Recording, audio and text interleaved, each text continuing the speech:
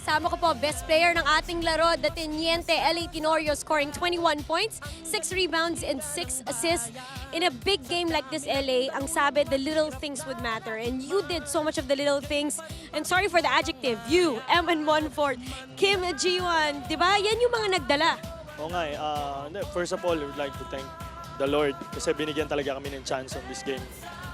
Hindi namin na-expect talaga, to be honest, going to this game. Parang yung pakiramdam namin, parang talagang this is our last game already. But God gave us the second chance. So, good thing we grabbed the opportunity and we repay the Lord kung anong binigay sa amin opportunity. Well, katulad nga na sinabi mo, yun nga, nag-step up talaga yung mga lahat actually going to this game.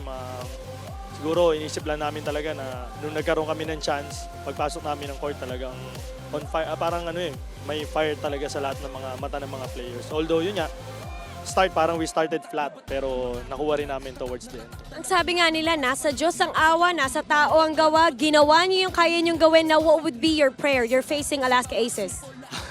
Kailangan namin tawagin lahat ng mga santo yan playing. But well, now we have a chance to play in the playoffs. So it's back to zero. It's just a matter of nauna lang sila ng isang game. Yun lang yung mentality namin. We play another do or die game.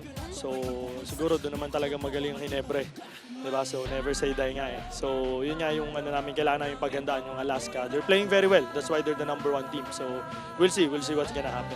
Also showing up in this game is the sixth man, itong fans ninyo, and you must want to thank them and invite them to support you come Friday.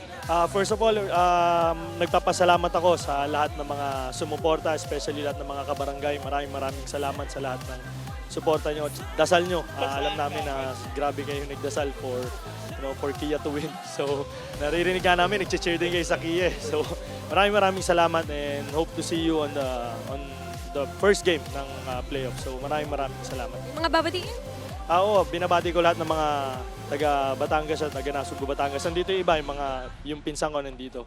So, and yun, lahat, yung mga baby ko, Santi and Sian sa bahay. Hello. Ayun. So, yung wife ko nanonood. So, thank you and see you all in the games. Thank you. Congratulations, LA.